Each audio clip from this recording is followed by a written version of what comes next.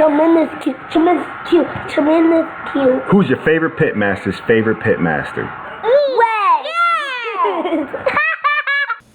What's going on, Tremendous Cute fans? It's your boy here, Wade Morris, owner of Pitmaster Tremendous Cute, and I got a quick video for you guys on fire management. So this video is the first, and I hope of many series of informational or instructional videos, and we're basically going to be talking about fire management. We're going to be talking about fuel source, going to be talking about getting that fuel source started. We're going to be talking about putting your fuel source inside your firebox, maintaining temperature, and then what to do if you run hot or cold inside of your cook chamber, okay? So the most important ingredient in barbecue is patience. I don't think I've said that in a lot of my videos, but I say that a lot on the competition chair whenever anybody's calling me asking for advice. After that, wood is another hugely important ingredient because this is what flavors your meat. This is where all the magic happens. The combustion of this little bad boy right here is where a lot of your flavor and a lot of that color and a lot of those intricate flavors that you really just can't replicate with liquid smoke or inside of an oven. This is where a lot of that comes from. So my wood guy delivers these in about 18 to 24 inch logs, okay? I take these logs because these will only work in Big Bertha or the Mistress that you see behind me. I take these logs and I cut them into this 6 to 10 inch pieces. You can see this is not much wider than the width of my fist. All right, so here's another example. These are what I put inside the offset cooker in my backyard. They're just smaller chunks, but they're not chunks that you would buy from like Home Depot or Ace Hardware or Lowe's. Okay, so these are the sizes that go inside that work inside of my offset cooker, and these are what I use. And then I also use this wood with a mixture of charcoal in order to get started out the gate. And with that, that's going to be our actual first full clip in this video. So let's hop right to it. Okay, so what I used to do in order to get my firebox started was fill up my charcoal, and then once the charcoal was lit, put it inside the firebox, and then in my wood. This used to take about 45 minutes to get to the temperature that I wanted. Now, I actually only fill up my charcoal chimney halfway, and then I throw my logs inside so that my logs are heating up at the same time I'm using or heating up my charcoal. Then when I put everything inside the firebox, I'm almost immediately ready to cook. Once you're putting your charcoal and your logs inside of your firebox, make sure you readjust so that your logs are sitting on top of your charcoal, because you want your logs getting as much oxygen as you can. Close your firebox door so that none of the pieces, the charcoal or your logs, fall outside of the firebox when you're doing this, okay?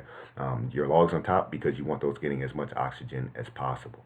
And then what you're gonna see is I'm gonna add another log almost immediately when I put this, when I put the charcoal and the logs inside of the firebox. I add another log immediately so I can go ahead and raise up to the temperature that I want to get to.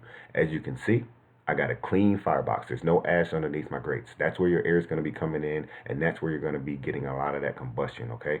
You do not want to be putting fresh logs and fresh charcoal inside of an old or dirty firebox. You want air to be able to get underneath the grates so that it can feed oxygen, because oxygen is what's going to give you that fire, all right? Also, you'll notice that my firebox door is open all the way.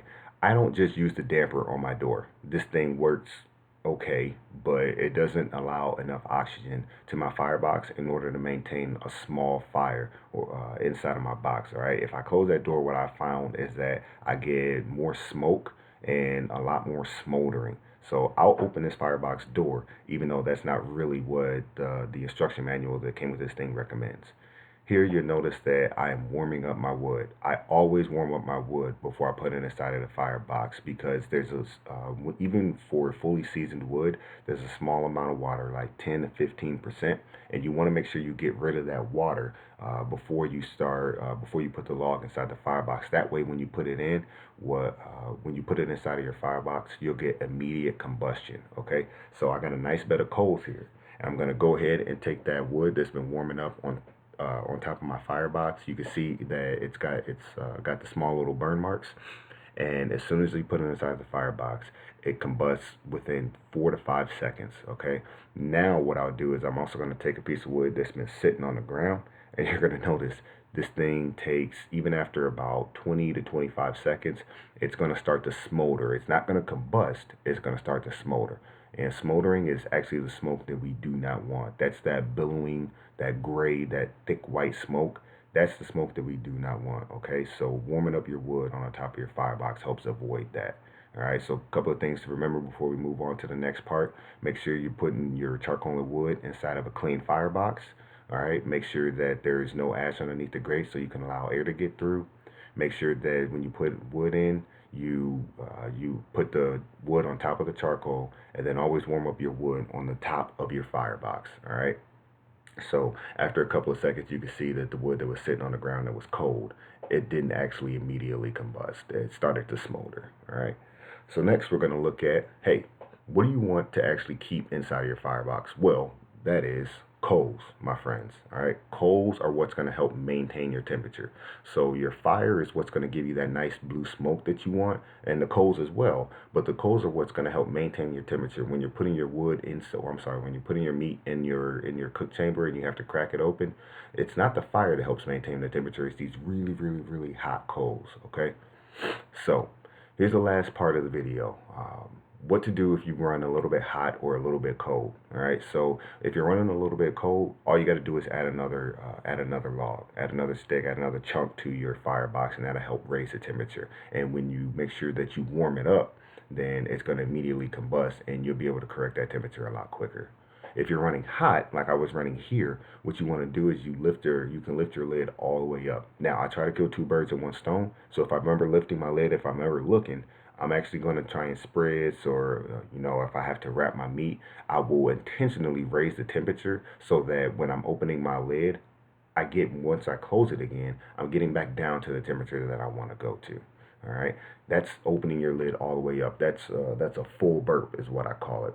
Another type of burp is lifting your lid, cracking it just a couple of inches, 3 to 4 inches or 6 to 10 inches. And then when you're burping, make sure that you always stop or close your lid about 30 to 50 degrees above where you want to eventually get back to, because what's going to happen is the temperature in the pit is going to start to stabilize again. Now, just a fair warning, when you burp, you're going to have to do this a couple of times, okay? And you want to make sure that you close your firebox door. You want to shut off oxygen. So I know you got two variables when you're doing this, but you want to make sure that you're shutting off oxygen so that the fire inside your firebox is going down a little bit, okay?